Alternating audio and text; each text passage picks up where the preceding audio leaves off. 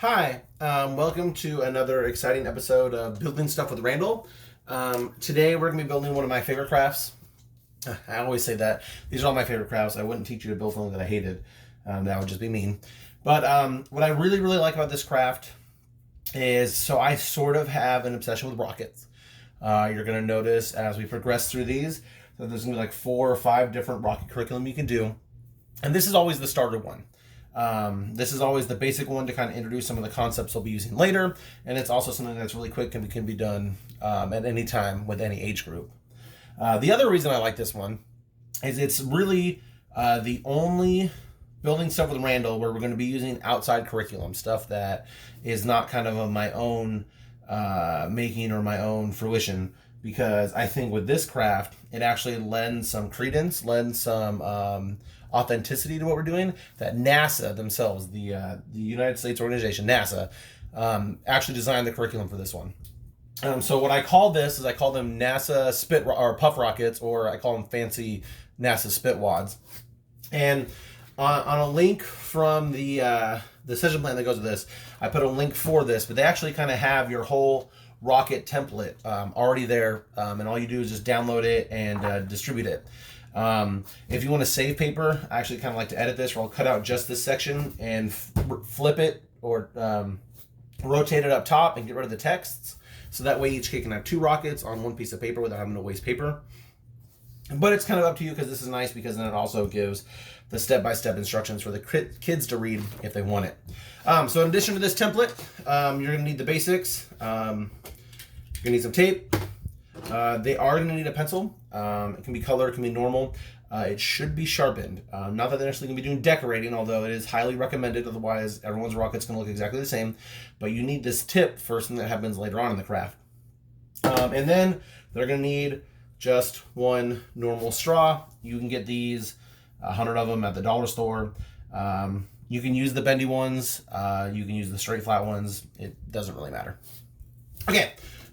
So to get started, the very first thing you need to do, the challenge you have to realize comes with this project, is that scissor skills are a big part, and precision taping. Both of those things are important, and for younger kids who aren't fully comfortable cutting yet, some of these angles, like especially down here, can prove to be a little difficult. And if they cut a little off kilter or are too steep of an angle, it can, in theory, mess up their wings.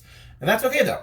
I mean, honestly, with this project, the wind is doing most of the work here when you blow through the straw. So their wings are messed up. That's okay. This is a good one for them to realize that with science, it's about making mistakes, and it'll still work in the end. So the first step is you are going to want to have them cut these out. These 2 triangle-looking things, they kind of look like the Star Trek badges. These are the wings, and then this large rectangle here is the body. So you're going to have them color it beforehand.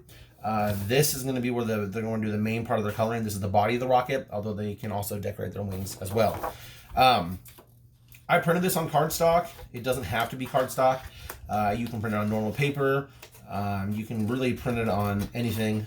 I wouldn't recommend printing it on vinyl, but I mean, if you want to, more power to you. Again, it's about cutting on the outside, that bold border. And for this project, it gets a little challenging once you move on to the wings, because the boldness isn't, there's no distinction between the boldness on the outside and the bold lines from the inside. And you want to notice what I'm talking about, and this is where we get all the problems from. The thickness of the line that goes inside to the interior of the wing is the same boldness as the outside. So if you tell kids, hey, just cut along the bold part of the line or the thick part of the line, what happens more often than not is they will cut inside of it. And then if they do that, the wings will not work. They do need to have just around the outside. And so stress that. And in fact, I'm using these scissors upside down, like I'm some left-handed person. Wait, do left-handed people use their scissors upside down? That seems rude. Sorry, left-handed people. I don't mean to assume that, you use your scissors in a weird way. Shouldn't call you weird. Anyway, I digress. I would even, well, you don't have to leave them as an example, but I would talk about it. Like, hey, you want to cut around the outside, not cutting into the middle. So you see I'm going around the outside. We are not cutting into the rocket itself. I keep meaning to take this into like MS Paint or something and literally edit out those interior lines, because it has caused me that much of a hassle over the years.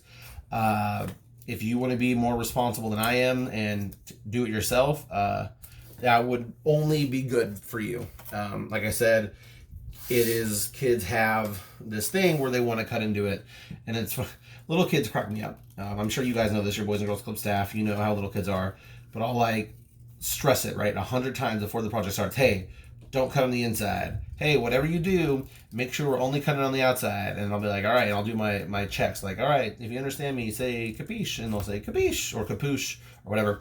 But then you get to the cutting part, and there they go, just cutting in the inside. And you're like, hey, what are you doing? And they're like, I was cutting on the inside like you told me to. And then you tell them they have to do it again, and they cry, and it becomes a big hassle. So to avoid tears, really, really stress it, or be more responsible, and just edit out those 2 lines if you want to. Okay, so these are all the paper cutouts. I did that pretty quickly. You'd be surprised how long it'll take the kids to do it. Again, this angle right here is a little difficult. And so give them plenty of time. Don't rush them. You do want to try to keep everyone at the same step. So if kids finish early, tell them to decorate this part while you're waiting for kids to finish this part. Don't move on without them and think they'll just catch up. You can do that for some STEM activities, not with paint by numbers ones, not by ones that are step by step. Everyone needs to be on the same step at the same time. All right, so this is where the pencil comes in. So when you're folding this rocket, this is your body. It needs to be a tube, right? And so what I found is if you wrap something around a pencil, it is basically the perfect thickness to go around a straw. And so, and it, again, oops, I shouldn't take it off the camera. Again, it does not have to be perfect. You can just have them wrap it around like this. I should have grabbed a piece of tape first. You're gonna grab a piece of tape. Tape, wrap it around, put a single piece of tape right here just to hold the shape. You can have the kids, whatever they're comfortable taping it. Most kids prefer actually doing it the other way, where you do a long piece of tape up and down the middle, and you're gonna have to do that anyway to make it airtight. So now you can slide that off, and you can just add more tape to your rocket to make it sealed. Now, if you want to make it 100% airtight, you would want to do a nice long piece up and down the middle. However, because these rockets are so light and the power of the straw puff is strong enough that it doesn't need to be 100% airtight. The rocket's gonna go no matter what you do, as long as you just have a nice closed tube like this one. I actually had a parent come in once and thought I was teaching kids to roll like cigarettes or something. So this, we don't want to keep it in this shape very long. Now this is where the sharpen part comes from. There's 2 ways you can do their tips, and it's worth telling them the pros and cons of each. The first is the simple one. You tell them, all right, for your rocket tip, you're gonna pinch it. You're just going to fold it over flat ways like this. I call this the hammerhead. Fold it over flat ways and put a piece of tape right there. And I tell them, hey, that's quick and it's guaranteed to work no matter what. If they want to be fancier, which you should always encourage kids to be fancy if they want to be, this is called the twist. And what this does, you take the sharp part. You see I'm sticking this up here. You take the sharpened part of the pencil. You're going to put it right down. I don't know if you can see that, but right down about here in your tube. And you're going to twist the rocket cap. Let me get twisted around. Actually, around the tip of that pencil. And that gives you a more pointed, sealed cone type of top. This works better. Your rocket will go farther. It'll go straighter. It's also more complicated. The younger kids, they might not be able to handle this. If you're working with really young kids, maybe don't even tell them about the twist. Maybe have them all do the hammerhead. If you have some 3rd, 4th graders, open up the twist. Or, maybe help them out, but it's up to you. I prefer to give them both options, but whatever they feel comfortable with is going to be the right answer.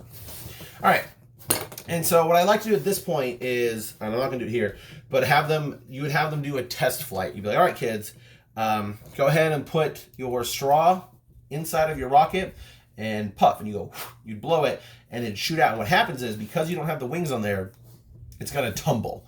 It's going to twist like this, or it'll dive really quick, and it's not going to go very far. It'll go maybe 8-10 feet.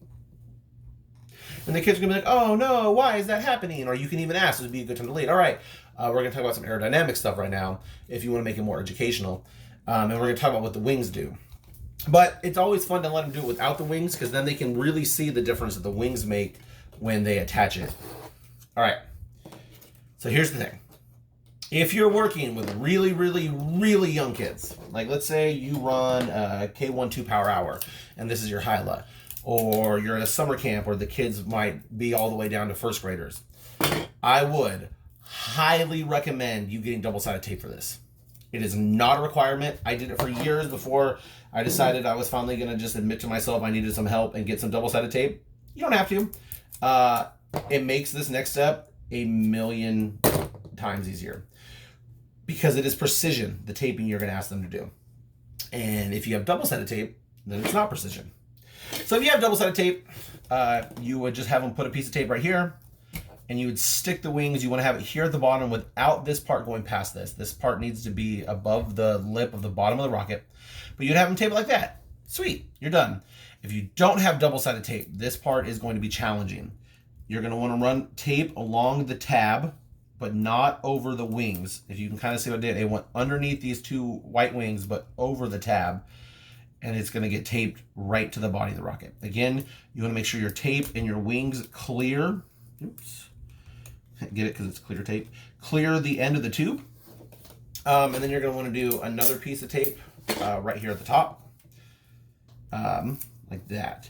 You don't want to try not to get tape onto this part because you are going to have to do some folds with that. But yeah, that for a young person, for a first grader especially, that is super hard. They will struggle with that. They will struggle mightily with that. So if you don't have that double-sided tape, be ready with some older kids or yourself to help them with that part. I think NASA says this is rated for third grade and up. I'm pretty sure that is only because of how hard that part is to tape. If that part didn't exist, I mean, you're just rolling paper. You could do this in kindergartners, right?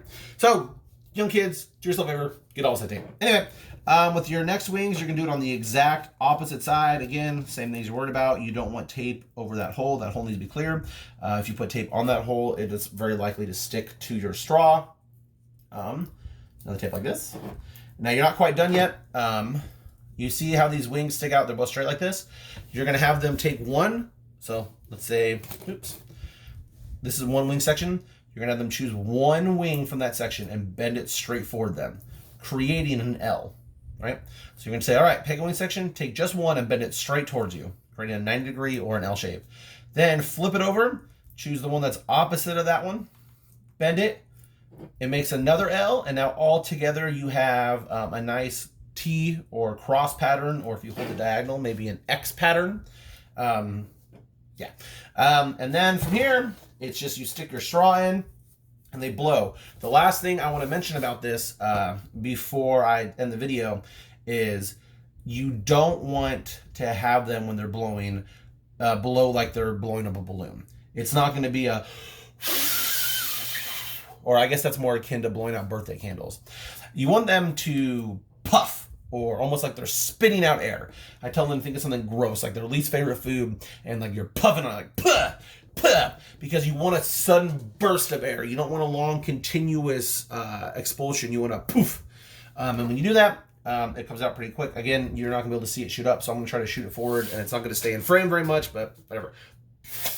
Yeah. When they add these wings, one of the things you can have them notice is how much it rotates now. The rocket should spin in the air like this instead of tumbling, and it should go pretty far. If you have some older kids in there with some bigger lungs, I mean, they should be able to get this to one side of a classroom to the other, traveling maybe 30 feet. Activities for this, accuracy. I would have them try to knock down a stack of paper cups. I would also do what I like to call relay races, where you have them pick a target, maybe a tree or something in the distance, and they have to blow their rocket to get there. And every time the rocket lands, they go run and stand there, and they have to blow it again. And then they keep going as the rocket progresses until they get there, and then have them come back. And you can do that with partners, where they each use their own rocket, and they take turns just to make it like a relay race. But yeah, so that was NASA Spit Rockets.